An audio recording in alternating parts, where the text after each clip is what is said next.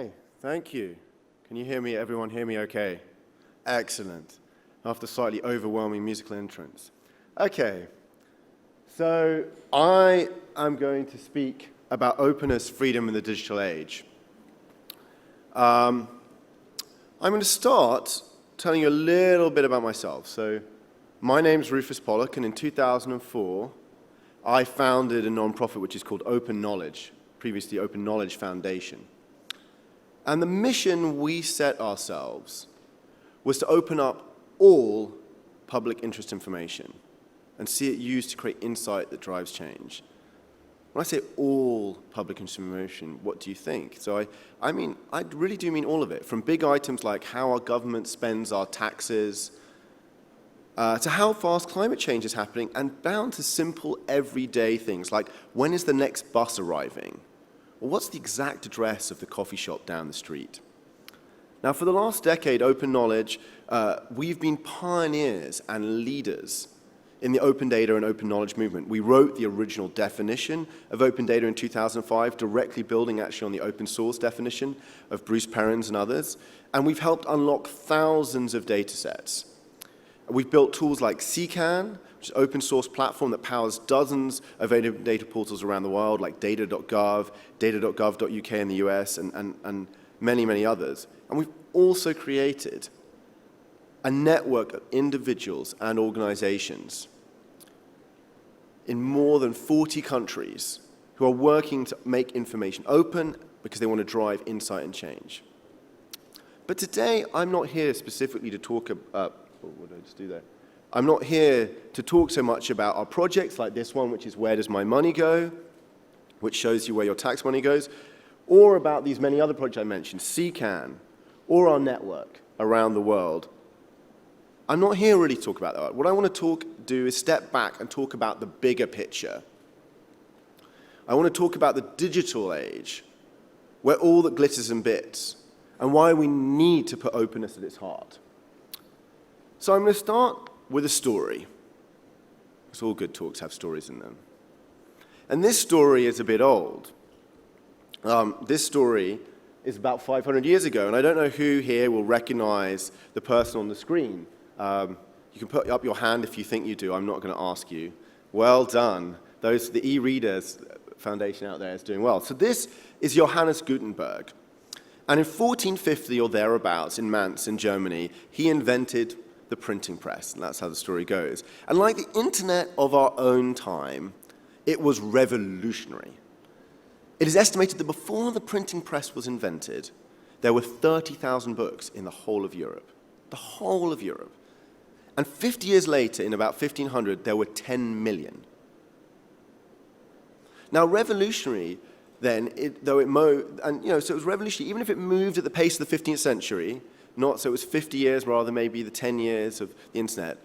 But over the next 500 years, Gutenberg's invention would transform our ability to share knowledge and help create the modern world. Now, the second person I want to talk about, and this is the printing press, is this gentleman. This person is probably a lot less well known to you. This is William Tyndale, and he was born in England around 1494. So he grew up in the dawn of Gutenberg's invention. It's like growing up when the web started happening in the 90s, right? So Tyndale followed the classic path of a scholar at the time, and he was ordained as a priest. And this is the person you see I'm going to talk about. And in the 1510s, when he was still a young man, the Reformation still hadn't happened. You've got to remember, we're in Europe. The Pope was the supreme ruler of the United Church across Europe. And the Church and the papacy guarded its power over knowledge, forbidding the translation of the Bible from Latin so that only official priests could understand and interpret it. Now, Tyndale had an independent mind. You've got to understand, there's a story that he once got into an argument with a local priest. And the local priest said to him, "We are better to be without God's laws than the Pope's. It's better for ordinary people not to be able to read the Bible, so they can't actually access directly God's words, because that way the church get to control the understanding of the Bible. It's better to be out God's laws than the Pope's." And Tyndale is supposed to have replied, if God spares my life for a few more years, I will cause the boy that drives the plow to know more of the scriptures than you. Now, what Tyndale meant was that he would open up the Bible to everyone. Now, Tyndale made good on his promise. He had to flee abroad. He was persecuted in London and Britain, and he went to the Netherlands and then finally Germany. And between 1524 and 1527, he produced the first printed English translation of the Bible. It was secretly smuggled back into England on board of merchant ships in barrels. And despite being banned and publicly burnt outside of St. Paul's Cathedral in London, his translation spread rapidly, giving ordinary people access to the Bible and sowing the seeds of the Reformation in England. However, Tyndale did not live to see this. Because he went into hiding, because of his efforts to liberate knowledge, he was betrayed and captured in 1534 in the Netherlands. And he was convicted of heresy for his work. It was heresy to translate, despite being very religious, it was heretical to translate the Bible into common language. And on the 6th of October in 1536, in a castle just outside of modern-day Brussels, actually, Vilvoorden Castle, he was burnt at the stake, and he was just over 40 years old. And this is the Bible that he created. This is the first English printed copy of the Bible. So I want to take you now back to the future, to today. So let's fast forward to today, or not quite today, maybe, let's say, the late 1990s. And I go to college, and I discover the internet. I hadn't actually got access. I was interested in the internet before then, but my parents had been a little bit suspicious about dial-up and what it meant. So I'd never got access to the internet before I went to college. And it hit me. I mean, I suddenly had pretty good bandwidth. I was at a good university, and I discovered email, and it was just incredible, the kind of mid to late 90s. I remember days just spent surfing around. I'd always been an information junkie. I always loved reading about things, discovering things, and it was like a never-ending fun fair or candy shop for an information junkie. And I got that I was growing up at a special moment, at a transition to an information age. If you like, 500 years ago, we had the very beginning. I mean, you could go back longer than that, but the printing press was the beginning of an era when information always mattered. Knowledge was always power, but it was pretty minor. There were 30,000 books in the whole of Europe. But I got that in the late 90s, we were actually entering the information age. And we're going to live in this magical world where the main thing that we create and use is information. And information in a digital world can be instantaneously and freely shared with everyone on the planet. That's a fundamental change in our world, from a world of physical goods that we've lived in for thousands of years to a world of kind of ethereal information goods which can be reproduced at the touch of a button. So, okay, in a way, we're in a world where all that glitters is bits. Do you remember that all that glitters, not all that glitters is gold, but now all that glitters will be bits? But the thing is, you see, the internet's awesome. I haven't heard that before, and this is the big but. The internet is not my religion. I'm not coming here to tell you how amazing technology is. The key point is the internet and digital technology are not enough. Frequently, you kind of assume that implicitly. I mean, I think we're getting more realistic now than those utopian days of the late 90s and early 2000s when this was the new frontier, nothing could regulate it. To tell you one great aside, great court case with Jerry Yang and Yahoo about Nazi memorabilia in the early 2000s. Like, nothing can regulate the internet. French laws which prevented selling Nazi memorabilia online. We can do what we like on our servers in California. No, said a French judge. A few years later, Jerry Yang saying, well, of course we'll do content filtering in China. We have an obligation to respect the laws of the countries in which we operate. So of course we'll restrict websites that can be discovered in China for you. So this talk is not about technology. It's about how putting openness at the heart of the digital age is essential if we really want to make a difference, really create change, and really challenge inequity and injustice, which brings me back to Tyndale and Gutenberg, you see. Because this person is who really inspired me. It wasn't Gutenberg. Most of us heard of Gutenberg. Most of us talk about the technology. But it was Tyndale who was the real revolutionary in a certain sense. Because Gutenberg created the technology that laid the groundwork for change. The printing press could very well, though, have been used to pump out more Latin Bibles. It would have only made it easier for local priests to be in charge of telling their congregations the Word of God every Sunday. More of the same, basically. Tyndale did something different, something so threatening to the powers that be that he was executed for it. And what did he do? He translated the Bible into English. Of course, he needed the printing press. In a world of hand copying by scribes or painstaking woodcut printing, it wouldn't make much difference if the Bible was in English because you couldn't have printed it to give it to people at a cost that would have mattered. You needed the technology to make it available. But the printing press was just the means. It was Tyndale's work putting the Bible in everyday language that actually opened it up.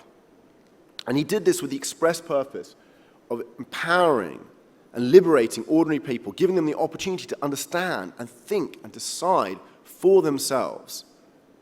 This was open knowledge as freedom, and it was open knowledge as systematic change. Now, I emphasize, I am not religious, but when I talk about opening up knowledge, I'm coming from a similar place. And whether we're talking about software or data or books or music, I want anyone and everyone to be able to access, build on, and share that knowledge for themselves and for any purpose. I want everyone to have the power and freedom to use, create, and share knowledge and information. Now, I also emphasize that, of course, information isn't free in that sense of to copy is very cheap, but to create in the first place is not trivial in cost. One of our great challenges, it is clear that basically openness is the natural state for information. This information age should be an open information age, but it is not simple to do that. We do need to put in place certain systems if we are to pay for those first copies. We can't just sit around going, hey, let's have all information be open and free without some way to produce it in the first place. But we do need to understand a fundamental difference from the age that we have been in. And the age that we have been in for thousands and thousands of years, exclusive use is natural. Have you ever tried wearing two people wear the same pair of shoes at the same time? Doesn't work very well, right? Or even drive, you could both be in a car at the same time, but you can't go two different places in a car at the same time, right? Car can only be used in one way. Or even my laptop. If I'm using my laptop right now, you can't be using my laptop. It's a physical object. But information isn't like that. That's why open source works at all. You know, we could talk about open source food, hey, but it would be a miracle. It would be the story of Jesus in the Bible, of the loaves and the fishes. That's what we look like. Hey, I want more copies of my loaves and fishes, and just magically they exist. So we've got to understand we are in a real change place. The one that in a way we've been waiting for thousands of years, and it's here now. And the challenge and the real risk, and I'm going to come to this, and I'm going to come back to this in a moment, is it's quite easy to go wrong in this world. It's quite easy to kind of just use the old approaches of exclusivity, of monopoly rights, of exclusion and control in this new world. Now, just to be back to my story, knowledge power in the 16th century was controlling the Bible, right? You know, Bible's that's the biggest piece of information in the world, basically, for people, if you were, religious at least in the 16th, 15th century. So today, though, it's different. I don't think we would consider probably the Bible the single biggest, most important piece of information in our world today. Some people it still is. But today in our data-driven world, it's much broader. It's about everything from maps to medicines, from sonnets to statistics. It's about opening up all the essential information and building insight and knowledge together. And this isn't just streaming. We have inspiring, concrete examples of what this means right now. For example, I'm just going to highlight two because I'm short on time. I'm going to talk about medicines and I'm going to talk about maps. Now, I'm not going to talk about the obvious thing about medicines, which might be what happens if all pharmaceuticals didn't have patents. I'm not going to talk about that today, although there are really good models about how you could do that. What I'm going to talk about actually is just information about medicine. So the most crucial thing is, who here in the audience has ever taken a drug? Like a legal drug, one that you're allowed to go to a pharmacy. Is there anyone who hasn't? No, probably not, right? So every day, millions of people, hundreds of millions of people around the world probably take billions of pills. And one question is, are those pills safe and reliable? Right? It's pretty essential information for us to have. Now, for doctors, for patients, for regulators, pretty much everyone. Now, we have a great way of assessing the effectiveness of drugs, which is we go out and do trials. We do randomized controlled trials, and drug companies have to do these to get their drugs on the market. and they're supposed to publish these or give them to the regulator. So we have all we need, right, is all the data on all these trials, and we're talking about non-personal information. I don't want the individual information on how you did, just the overall results. In an internet age, you'd imagine that would be a really simple thing to do, right? It would be very simple. We just need all that data openly available, and maybe you'd be wrong. Maybe some way to search it. But you'd be wrong. Many studies, over half of all studies, it's estimated, clinical trial studies are never published or made available. This example, which I think is wonderful, is this is our own regulator here in Europe. This is the European Medicines Authority, fought for 3.5 years to stop giving researchers information on this drug called rimonabant, right? This is one of the things after they had a fight with the European Ombudsman, who eventually, after 3.5 years, forced them to give out the information. But this was an example of some of the preliminary information they gave out. They said, we'll give you the document, we'll give you 50 pages of blacked out PDF. This is not the NSA, this is not Security Service, this is the European Medicines Authority, right? And even when you do get it, for example, from the federal government, you often get things like 8,000 pages of hand-scanned PDF. Lovingly hand-scanned, right? Unsearchable, unusable. And if you really think I'm joking, this is the kind of stuff that goes on. And it means that people die. Mistakes get made, drugs get given to people that aren't effective or safe. Rimonabant was a weight loss drug that turned out to actually lead people to have more suicidal thoughts and depression, and had to get withdrawn from the market after this additional study was done. So this is not just a joke example, this is a study where it actually mattered. People took this drug and it was probably ultimately bad for them. And I'm happy to say that something is happening. In association with Ben Coldacre, who wrote Bad Pharma, we are doing a project now called Open Trials, where we're looking to open up all that information. Every single trial will be open. Now, I'm actually going to skip through this example, which is about maps, which is the other, I would say, if you looked at the Rosetta Stone of the information age, map data, geospatial data is everywhere. Every product, practically, every service you use online will use geospatial information. So having it open is essential, and it's incredible that OpenStreetMap, since 2004, in fact, the year that Open Knowledge started, and I knew their founder, has now made one of the world's best maps, and it's all open and free. Free and open, if you like, free and open data that anyone uses and being massively used now in companies. I'll just give you an example of practically what it means.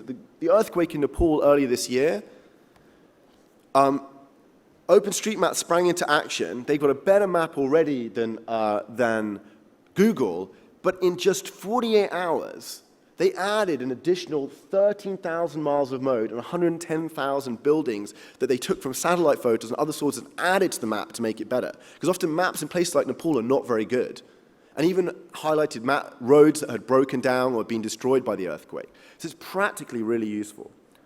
Now I'm going to come to conclude. I'm going to come back and quote a very famous phrase and say then, technology is not teleology. And the medium is not the message. The internet, just because it was built on an open set of protocols, does not necessarily generate openness in our world. And it's the message that matters, not the medium. The printing press made possible an open Bible, but it was Tyndale who made it open, and it was the openness that really mattered. Digital technology gives us unprecedented potential for creativity, sharing, and for freedom, but they are possible and not inevitable. Technology alone does not make a choice for us. Remember, we've been here before. The printing press was revolutionary, but it still ended up with a print media that is often dominated by a few and powerful organizations. Think of radio. If you read about how people talked about radio in the 1920s, and then it sounds like the way we talk about the internet today. The radio was going to revolutionize human communication and society. It was going to enable a peer-to-peer world where everyone can broadcast. It was going to allow new forms of democracy and politics. But what happened? We got a one-way medium controlled by the state and a few huge corporations. That's what happened to radio. Look around you today. The internet's costless transmission can and is just as easily creating information empires and information robber barons as it is creating digital democracy and information equality. We already know that this technology offers unprecedented opportunities for surveillance, for monitoring, and for tracking. It can just as easily exploit us as empower us. We need to put openness at the heart of this information age and at the heart of the net if we are really to realize the possibilities of it for freedom, empowerment, and connection. The fight then is on for the soul of this information age. And openness is key. And we have a choice. A choice of open versus closed, of collaboration versus control, of empowerment versus exploitation. And it's a long road. I admit that it's actually probably longer than many of our lifetimes. This is an ongoing and long-term battle, but we can walk it together. In this 21st century revolution, William Tyndale isn't one person, it's all of us, making small and big choices, from getting governments and private companies to release their data, to building open databases and infrastructures together, and from choosing apps on your phone that are built on open, to finally using social networks that give you control of your data rather than taking it from you. Let's choose openness, let's choose freedom, and let's choose the infinite possibilities of this digital age by putting openness at its heart. Thank you very much.